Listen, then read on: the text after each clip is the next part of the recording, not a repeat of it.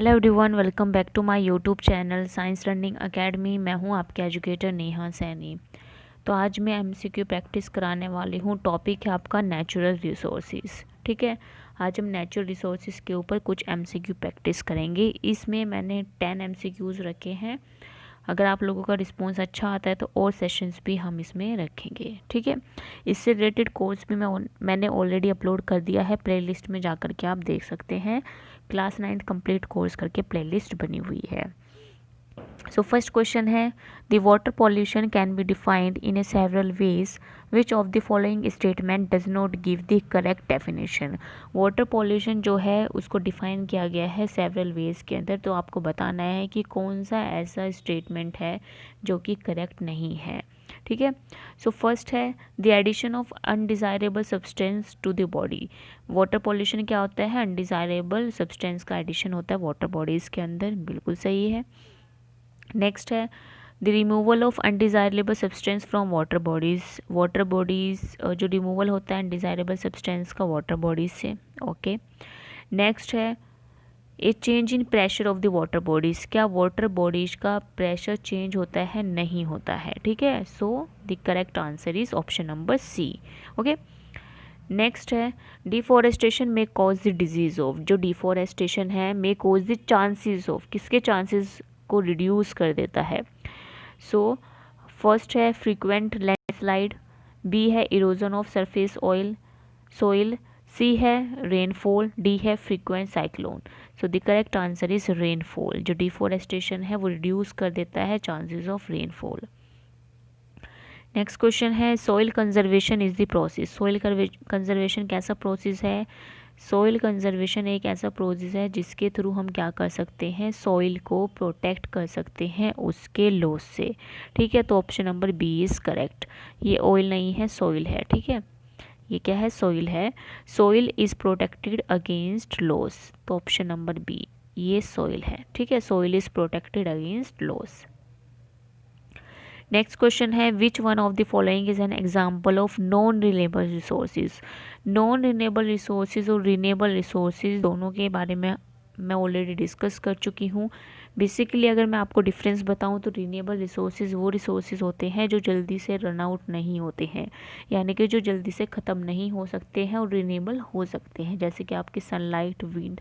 ठीक है, ये सभी क्या आपके रिन्यूएबल रिसोर्सेज है। नॉन रिन्यूएबल रिसोर्सेज वो होते हैं जो जल्दी से आपके रिन्यूएबल नहीं हो सकते हैं, या बहुत जल्दी अगर एक बार रन आउट हो गए तो उनको दोबारा वापस लेके आना बहुत ज़्यादा मुश्किल हो जाता है। ठीक है, तो इसमें आपको बताना है कि नॉन रिन्यूएबल रिसोर्सेज का एग्जाम्पल क्या है।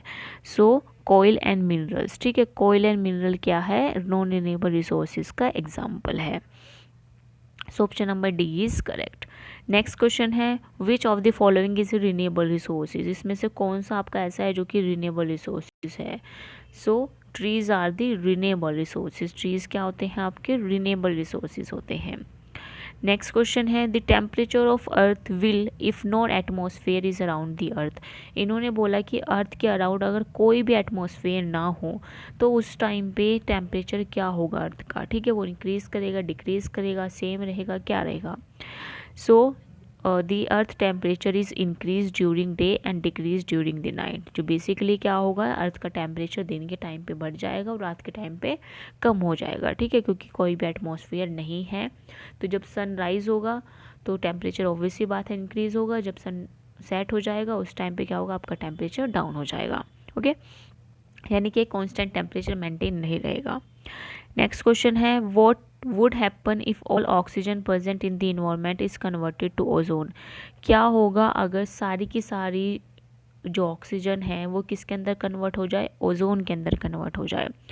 जैसे कि आप सभी को पता है जो हमारी ओजोन लेयर है बहुत इंपॉर्टेंट है। ठीक है, तो बहुत इंपॉर्टेंट होने की वजह से, पर इसका मतलब ये नहीं है कि हम सारी ऑक्सीजन को किसके अंदर कन्वर्ट कर दे? ओजोन के अंदर कन्वर्ट कर दे, क्योंकि ओजोन क्या है, एक पॉइजनस गैस भी है। ठीक है, जितने भी लिविंग फॉर्म्स हैं उनको वो किल कर सकती है, किल कर देती है। ठीक है, तो option number B is correct.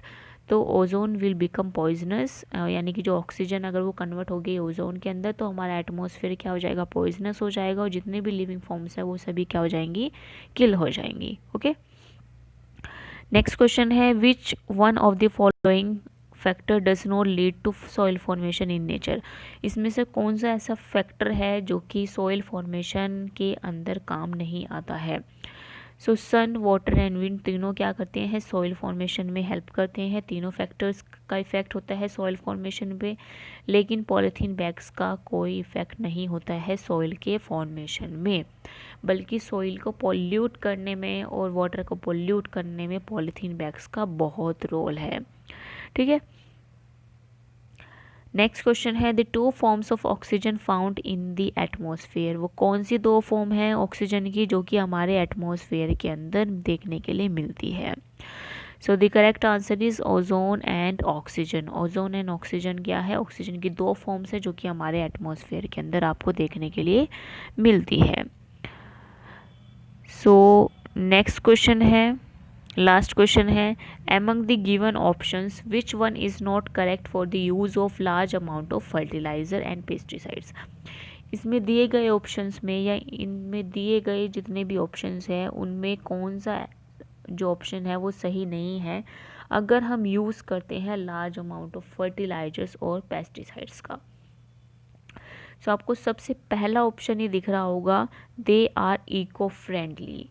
अगर आप पेस्टिसाइड्स यूज़ कर रहे हो वो भी लार्ज अमाउंट में, और लार्ज अमाउंट में आप क्या कर रहे हो, फर्टिलाइजर्स को यूज़ कर रहे हो, तो कभी भी इको फ्रेंडली नहीं होंगे। ठीक है। सो फर्स्ट ऑप्शन ही आपका क्या है, करेक्ट नहीं है, यानी कि इनकरेक्ट है। So the correct answer is option number A. ठीक है। जी जितने भी ऑप्शंस है बी सी डी ये सभी क्या है, सही है। अगर आप लार्ज अमाउंट में फर्टिलाइजर्स और पेस्टिसाइड्स को यूज़ करोगे तो क्या हो जाएगा, आपकी जो फील्ड है वो क्या हो जाएगा, बैरन हो जाएगा। ठीक है, यानी कि वो इतना फर्टाइल नहीं रहेगा जिसमें आप अपनी फसल उगा सको। Then they adversely affect the useful component from the soil. तो जितने भी सॉइल के अंदर यूज़फुल कंपोनेंट है उन सभी को बहुत ज़्यादा इफेक्ट डालेगा, जिसकी वजह से सॉइल की फर्टिलिटी क्या हो जाएगी, डिस्ट्रॉय हो जाएगी, और आप वहाँ पे प्लांट्स वेजिटेशंस अच्छे से ग्रो नहीं कर सकते हो। आपकी जो लैंड है वो बिल्कुल क्या हो जाएगी, बैरन यानी कि बंजर बन जाएगी। ठीक है, after some time. So that's all for today. मिलते हैं नेक्स्ट सेशन में। इफ़ यू लाइक इट आप रिस्पॉन्स कीजिए। ठीक है, अगर रिस्पॉन्स अच्छा रहता है तो हम ऑल सेशंस ज्वाइन करेंगे। नेचुरल रिसोर्सेज पे और ज़्यादा सेशंस में लेकर के आऊँगी, और जितने भी आपके कोर्सेज हैं उन पे भी अगर आप MCQ सेशन चाहते हैं तो उन्हें भी मुझे कमेंट करके बताएं। सो बाय एवरीवन, थैंक्स फॉर